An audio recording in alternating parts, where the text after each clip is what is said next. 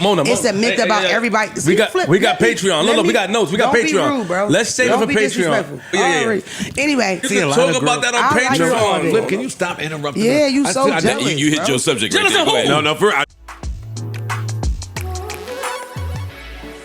Flip and Mona, aka Don't Call Me White Girl, go to war. Yes, on Mona's first appearance, Flip was desperately trying to assert control with the arrival of a new host, but Mona would swat it away with calm dismissals and Joe playing instigator in the background. Now let's go over the key moments in the show that demonstrate these points, and then we'll do some science a little bit later on. So the first big moment that happens is when Mona accuses Flip of damn near sexual harassment after he adjusts her mic and even highlights how he adjusted her mic in front of her, making eye contact. A move, he around like this, just fixing it. Yeah. I'm fixing the mic for you. Eye to eye. I don't like it. She even used the word weird, and this was very, very, very interesting because we all know Flip's prior dynamic with Melissa Ford and how awkward that felt, with many of the fans noting that Ford was the interest of Flip a lot of the time. You know, he was always asking her about her sex life and just very inquisitive, getting a little, you know, in her space a lot. But Flip wasn't the only one. Joe Budden did the same, but everybody noticed Flip. And Joe would hint the same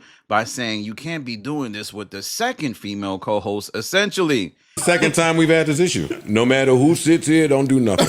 They got snuff showing over from the Mona. Then there was another contentious moment where Flip touches Mona. It's a myth about everybody. We got Patreon. Look, we got notes. We got Patreon. And she implores him not to be disrespectful. Now, Flip was basically encroaching on Mona's space, I think under the guise of telling her, you know, to stay on the mic, helping her equipment. But Mona did not like that.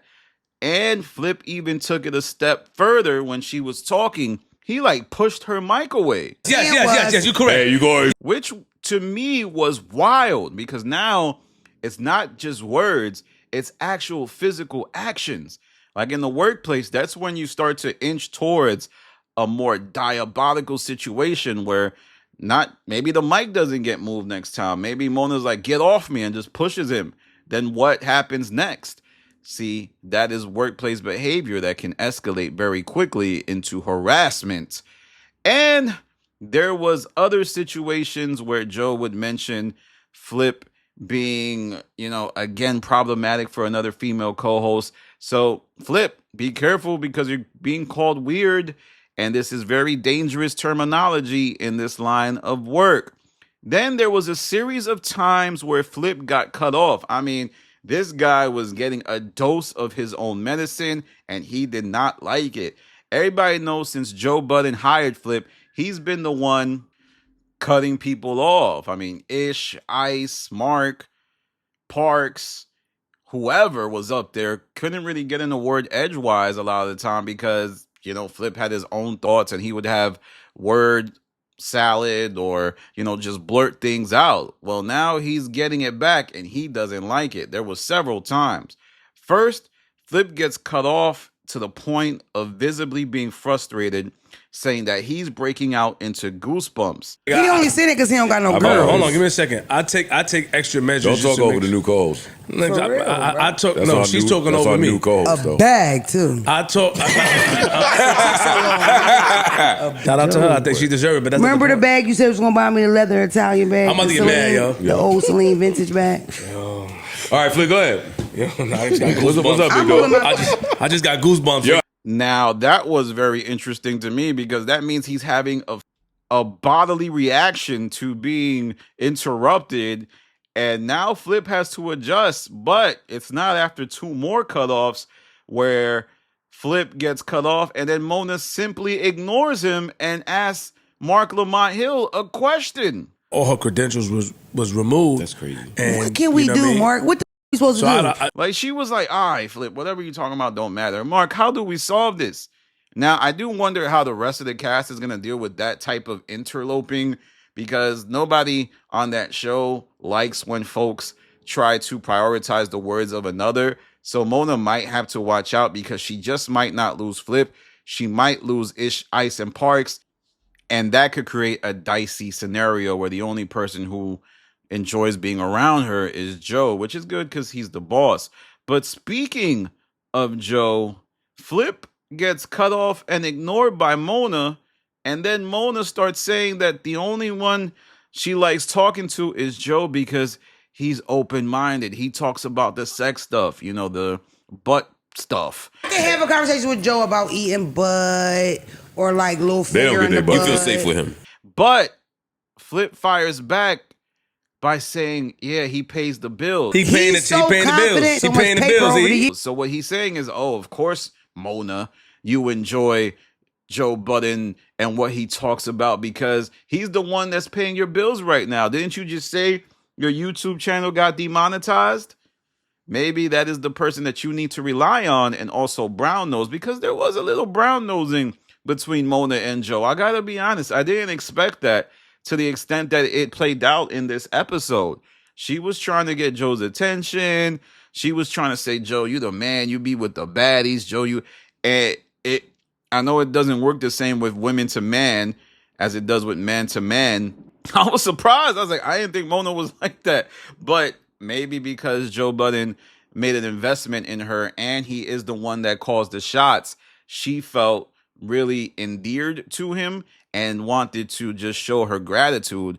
But Flip noted, like, oh, you're saying this because he pays your bills.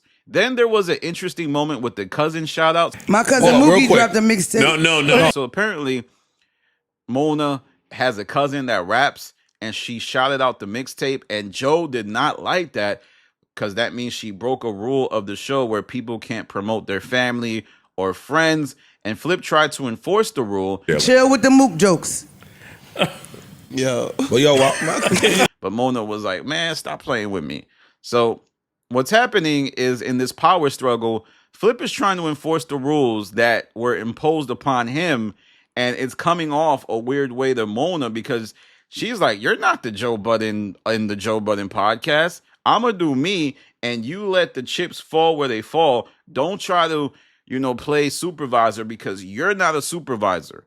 I am a co-host. If Ian and Joe Budden have an issue, that is fine. The way you did it, the way you tried to take control of the show is not the way I'm going to do it, and I'm going to be different. So let my journey play out. Don't try to control me with your wisdom, which is masquerading as some type of control. I don't need that. I don't want that. You are not the reason I am here. I have a family. I have a, whole situation that I got to take care of. So step up off my lawn, bro. And that's what's happening right now. Then Mona capstones her final moments on the show by saying this was her first day. She felt left out as people had inside jokes and she couldn't get any words off. They got their own little inside jokes. Then it's like, and you walk up and they're like, it's very hard to get a word in. Let's be respectful. Okay? It stink a little bit. Also noting how the Joe Budden podcast does not have a pre-production meeting, which is something Ish said before, which I've been saying on this channel for a while. It doesn't seem like they have meetings, but everybody would push back saying, oh, they do have meetings, Danny. They do. They be meeting all the time. They're like The View. There's always conversations about what to do. But Mona and Ish are saying the opposite. Then Mona would ruffle some feathers by saying that the room stinks a little bit. And the rest of the cast kind of look like, damn, what are you saying? That's not even really accurate. Don't nobody here stink. We put on our cologne. We take showers. Don't even try to play us like that. So there you have it.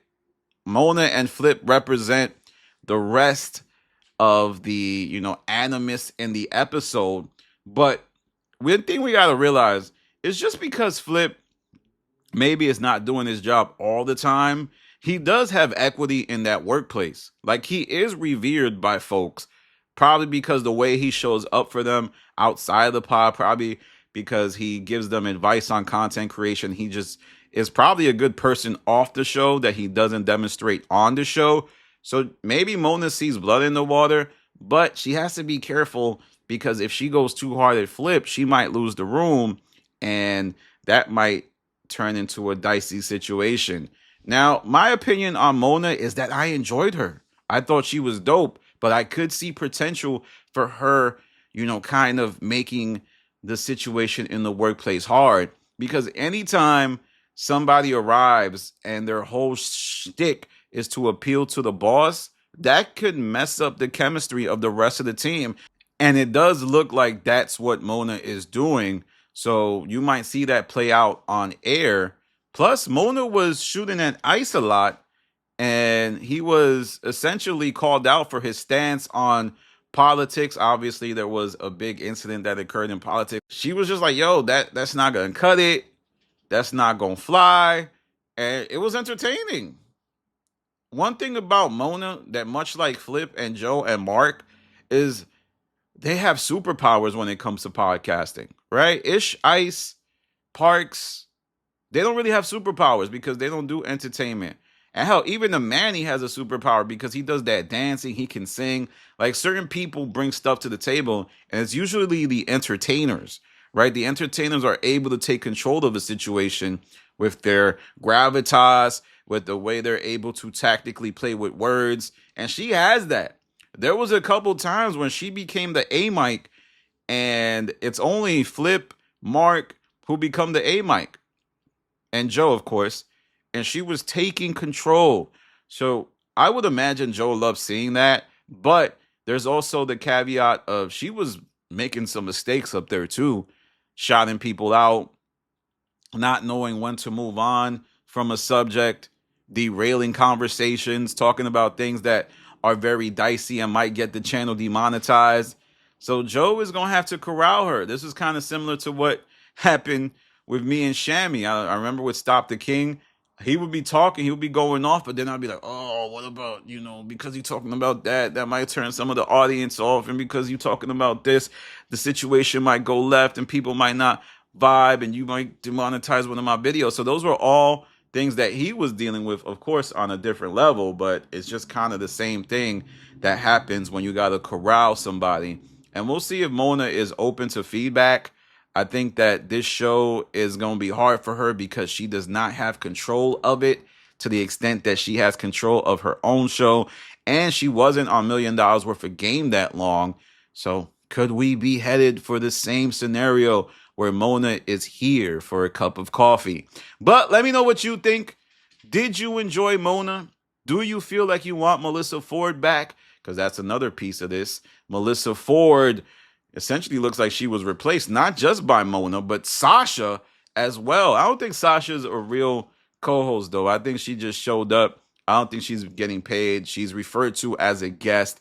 And to me, there's a lot of flaws, but she has a superpower too, where she gets up and dances. I know it may seem misogynistic and a bit pick-me-ish, but hey, it gets the people going. You can cut it up on TikTok and IG Reels, and it's going to get views. But where, oh, where has my Melissa Ford gone? Yes, she may be coming back, but when she comes back, she's going to have a lot less leverage because they got Mona and they got Sasha. Oh, and Flip, be careful now. You're in a different day now, buddy. And let's see how you respond to this sudden change if you wait it out. And even, hell, if you make it to 2026. All right, Joe, with that said, follow me on Instagram, The Stop TV. Follow me on Twitter, The Stop TV. Make sure you tap in with me on Patreon. There's a lot of content there, a lot of great spaces to understand the fabric of not just the Joe Budden podcast, but also Rory and Maul. Rory has done a lot of spaces on my Patreon. There's even countless videos about content, and the videos that I make here some of them are on there.